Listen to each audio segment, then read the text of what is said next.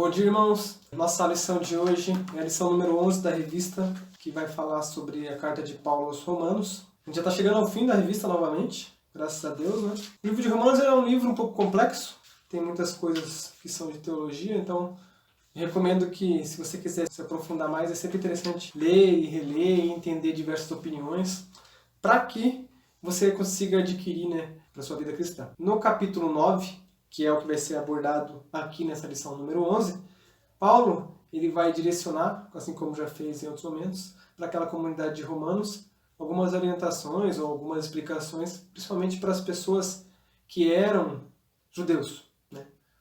E estão naquela comunidade junto com os chamados gentios, que são pessoas de outras raças, né, de outras religiões e de outras etnias, de outros países, que estão ali naquela comunidade também. Então, no primeiro momento, eu vou abrir aqui em Romanos 9, no primeiro momento, Paulo ele vai se colocar como um judeu. Diz assim o texto, Romanos 9, versículo 1. O que eu digo é verdade, sou de Cristo e não minto, pois a minha consciência, que é controlada pelo Espírito Santo, também me afirma que não estou mentindo. Sinto uma grande tristeza e uma dor sem fim no coração por causa do meu povo, que é a minha raça e meu sangue. Para o bem desse povo, eu mesmo poderia desejar receber a maldição de Deus e ficar separado de Cristo. Eles são o povo escolhido por Deus. Ele os tornou seus filhos e repartiu a sua glória com eles. Deus fez suas alianças com eles e lhes deu a lei, a verdadeira maneira de adorar e as promessas. Eles são descendentes dos patriarcas e, como ser humano, Cristo pertence à raça deles. Que Cristo, que é o Deus que governa todos, seja louvado para sempre. Amém. Então, o que Paulo está falando aqui? Paulo está se colocando como um judeu, falando para judeus, daquela comunidade cristã.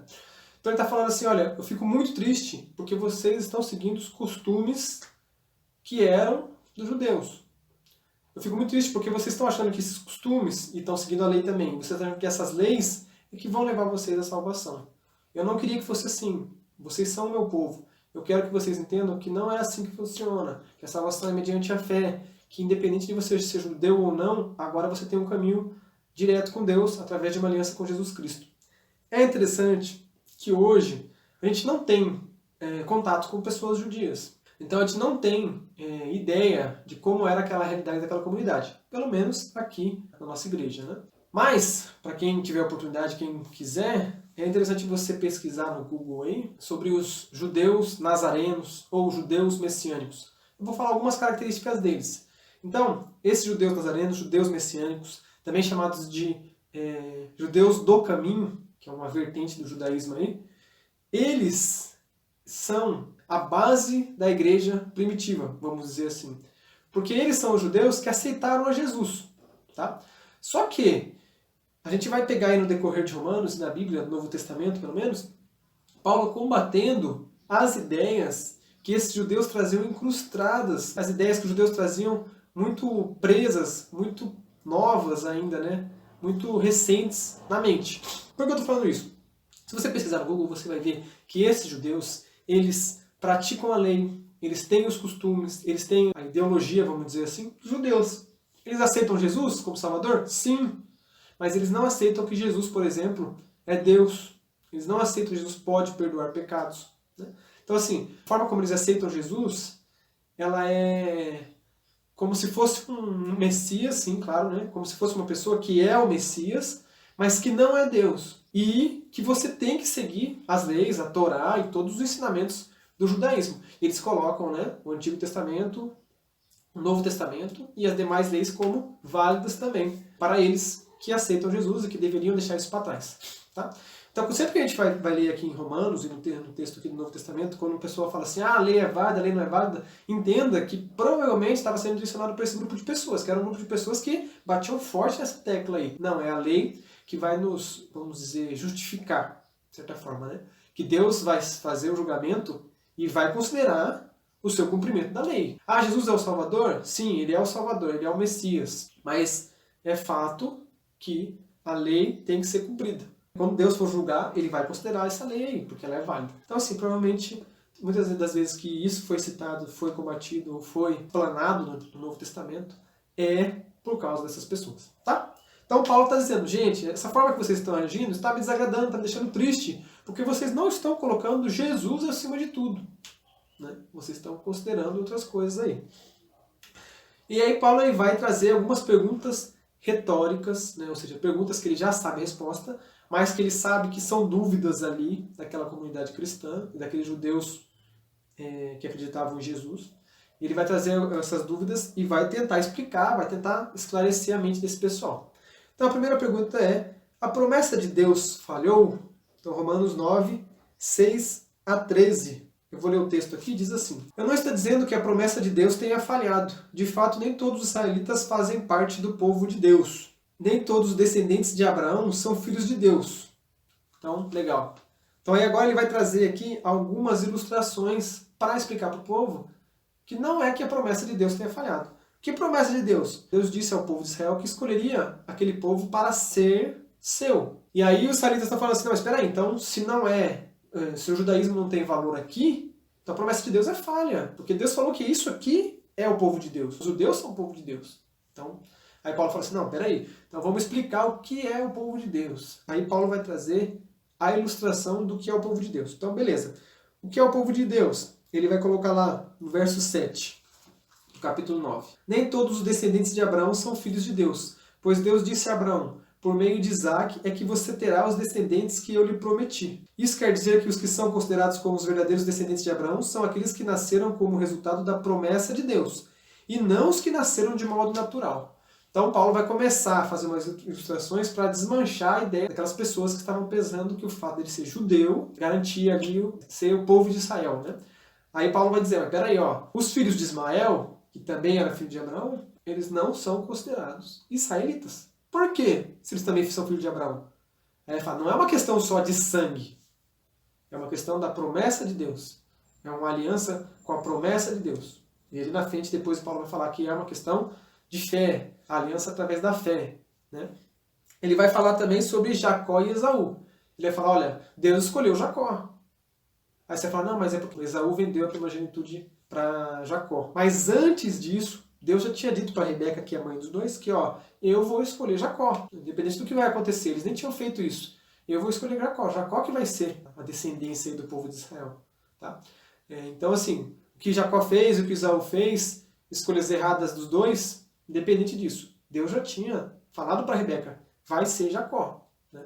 A gente não sabe se eles tivessem tomado outras atitudes, como que seria a história. Mas Deus já tinha traçado esse plano e Deus vai seguir esse plano. Então ele vai falar: a questão não é sangue, mas sim a promessa de Deus, mas sim a vontade de Deus. E nesse ponto, sim, a soberania de Deus. Ok, mas aí os judeus daquela comunidade, eles ainda vão bater mais nessa tecla. Então Paulo está dizendo para os judeus daquela comunidade, como está lá no verso 6, onde ele diz: eu não estou dizendo que a promessa de Deus tenha falhado. De fato, nem todos os israelitas fazem parte do povo de Deus. Né? Nem todos os descendentes de Abraão são filhos de Deus. Então, ele diz isso daí para aquele povo judeu, para que eles entendam que não é questão de sangue, não é questão física, vamos dizer assim. Né? Porque a sua árvore genealógica veio lá de Abraão, que você é povo de Deus. E ele vai dizer que o povo de Deus, quem aceita através da fé, a salvação mediante Jesus Cristo. Mas isso provavelmente gerava naquela comunidade ali, uma parte de pensadores, né, judeus, que falavam: bom, mas então, será que Deus é injusto? Já que tudo isso que a gente fez até agora não tem valor? E isso vai ser debatido nos outros livros, quando eles falam várias vezes: a lei não tem valor, a lei não serve mais para nada. E aí Paulo sempre tenta contornar essas situações, né, explicando qual que é o valor da lei, que a lei era uma sombra, vamos dizer assim, era o começo, que ela era a vontade de Deus, sim, né, assim como a Bíblia é. E aí Paulo vai trazer essa explicação, uma coisa para outra aula. Mas ali para aquela situação, Paulo vai falar assim: não, Deus não é injusto. Paulo, apesar de ser um judeu, ele tinha um pensamento fora da caixa ali, até porque a Bíblia vai dizer que ele se concentrava na pregação aos gentios, ou seja, aos outros povos que não eram judeus. Então Paulo, pensando fora da caixa, ele vai trazer dois exemplos, que está lá no verso 14. O que vamos dizer então? Que Deus é injusto? De modo nenhum, pois ele disse a Moisés: terei misericórdia de quem eu quiser, terei pena de quem eu desejar. Portanto, tudo isso depende não do que as pessoas querem ou fazem, mas somente da misericórdia de Deus. Porque como está escrito nas Escrituras Sagradas, Deus disse a Faraó, essa é mais uma ilustração que ele utiliza: Foi para isto mesmo que eu pus você como rei, para mostrar o meu poder e fazer com que o meu nome seja conhecido no mundo inteiro. Então o que Paulo está dizendo aqui? Pensando fora da caixa, fora do povo judeu, né, dos judeus. Deus, ele escolheu aquele povo. Ok. Ele poderia escolher qualquer outro povo. Então, assim, Deus é soberano nessa escolha. Deus quis ter misericórdia daquele povo. Deus teve compaixão daquele povo. Deus quis construir sobre aquele povo toda a história do cristianismo, né? Toda a história divina do cristianismo. Então, Deus escolheu. Agora, utilizando esse ponto de vista dos judeus que estavam ali questionando, poderia ter também, não tinha, mas poderia ter também ali, quem sabe, chineses falassem, não, mas peraí, olhando essa história aqui, então Deus foi injusto com o meu povo, porque Deus poderia ter se manifestado ali. Se Deus é Deus, esse Deus que a gente conhece, que é acima de tudo, que é poderoso, ele poderia ter se manifestado ali no meu povo, na China, por exemplo. Ou uma tribo da África poderia, se estivesse ali, falar, não, mas então Deus é injusto, ele poderia ter se manifestado na minha tribo. Mas Paulo está dizendo, olha, Deus escolheu se manifestar no povo de Israel. Mas assim, vocês não devem se orgulhar disso daí. Isso aí não foi porque vocês têm o sangue mais azul do que os outros, né? Ou porque vocês são mais puros do que os outros, ou porque agora os seus costumes são perfeitos em relação aos outros. Não, nada disso. Deus fez esse plano e seguiu esse plano até o final. Está seguindo esse plano até o final, né? E escolheu vocês para ser o povo deles. Mas, né, depois ele vai dizer que vocês não escolheram ser o povo dele. Deus escolheu vocês, mas vocês não escolheram ser o povo dele. Mas Deus utilizou vocês como base. Depois chegou Jesus e agora o povo de Israel é quem tem o sangue de Jesus nas veias, não o sangue de Abraão. Essa é a ideia que ele traz. Deus não é injusto, isso é um plano de Deus. Se você olhar pela ótica daqueles judeus, eles têm uma visão pequena. Eles têm uma visão da história deles. 1000, 2000 anos, não sei quanto tempo. Mas eles têm a visão da história deles. Olha, a gente veio lá de Abraão, depois a gente ficou como cativos lá no Egito, depois a gente voltou, a gente fez o nosso povo lá, a gente construiu o nosso reino ali, depois a gente foi como cativo para a Babilônia, e a gente teve guerras, a gente teve brigas, a gente teve vários reis que desobedeceram a Deus, outros reis que obedeceram a Deus, então a gente tem toda uma história, mas aquela é a visão do povo judeu. A visão de Deus é uma visão maior, mais extensa, ela vai até o final da humanidade, ela vai do começo ao fim da humanidade. Final esse que a gente também não tem essa visão, né? Nesse ponto, a soberania e a vontade de Deus estão numa outra realidade, difícil da gente entender e difícil da gente explicar, tá?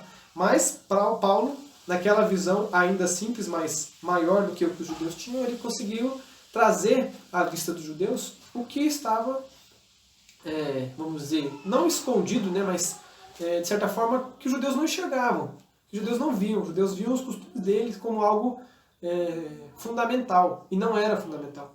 E não é fundamental. Então Paulo traz essa imagem de que Deus escolheu, é o plano de Deus, Deus é soberano. Deus não é injusto, ele escolheu aquele povo para fazer o plano dele. E agora está num outro patamar o plano. E agora daqui para frente é com Jesus, né? Então ele vai nessa análise.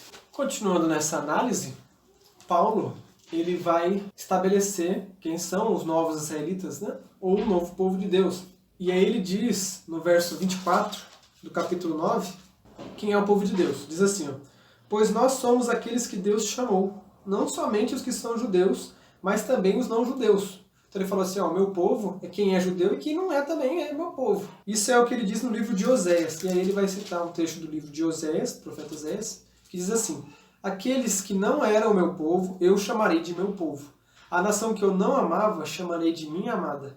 E no mesmo lugar onde foi dito, vocês não são o meu povo, ali eles serão chamados de os filhos do Deus vivo. Então ele vai falar, olha, a lei que vocês tanto valorizam, né? Os costumes, a tradição, o sangue de Abraão correndo nas suas veias, não é isso que vai lhe fazer israelita. Aí entenda, quando eu falo israelita, povo de Deus. Tá? E nesse sentido nós podemos nos chamar israelitas. Nesse sentido. Tá? Vocês são de Israel. Vocês realmente têm o sangue de Abraão correndo. Vocês têm os costumes de vocês têm as tradições, vocês têm a lei. Mas vocês são só de Israel. Isso não quer dizer que vocês são filhos de Deus. Isso não quer dizer que vocês são o povo de Deus. E aí ele vai falar que o povo de Deus é quem aceita do chamado dele, vamos dizer assim. Aí por fim ele conclui falando sobre a justificação dos gentios, né? Ou seja, a justificação minha, né? Que sou brasileiro, a justificação de vocês que são brasileiros, ou se tiver alguma outra nacionalidade, mas não sendo judeu, né? Então a justificação dos gentios, ou a justificação minha, ele vai explicar como que ela se dá, lá no verso 30. Diz assim: o que vamos dizer então? Vamos dizer isto: os não-judeus que não procuravam ser aceitos por Deus foram aceitos por meio da fé. Então a justificação é através da fé. E aí ele vai fazer uma ressalva, que é o motivo do entristecimento dele, que eu citei lá no começo da aula. A ressalva é assim, no verso 31. Porém, o povo de Israel, ou seja, os judeus, que tem sangue de Abraão correndo nas veias, que vêm lá de Israel, né, que tem os costumes, que tem as tradições, que são judeusão mesmo, da gema. Então, ele vai falar: porém, o povo de Israel, que procurava uma lei para ser aceito por Deus, não encontrou o que estava procurando. E por que não? Porque eles procuravam alcançar isso por meio das suas ações e não por meio da fé. Eles tropeçaram na pedra de tropeço. E aí ele vai falar de onde ele tirou essa pedra de tropeço. Como dizem as Escrituras Sagradas. Ele vai citar um texto de Isaías que diz assim: vejam, estou colocando em Sião uma pedra em que eles vão tropeçar, a rocha que vai fazê-los cair. Mas quem crer nela não ficará desiludido. Quem é essa pedra? Essa pedra é Jesus. Então ele vai dizer que os judeus estão colocando a cultura, a tradição e a lei deles acima de Jesus. E Jesus é a rocha, Jesus é a pedra que vai fazer eles tropeçarem. É uma linguagem dura que Paulo utiliza para falar para aquela comunidade que estava ali que a forma que os judeus estavam se comportando era uma forma incorreta, era uma forma orgulhosa, era uma forma prepotente. Sendo que eles só eram aquilo porque Deus, desde o início, teve um plano de transformar eles no povo de Deus. E eles utilizaram isso e perverteram, porque eles transformaram isso em algo como se fosse um troféu, um mérito, né? Eles perverteram a ideia de Deus. A ideia que Deus queria para aquele povo é que eles entendessem que aquele povo não era ninguém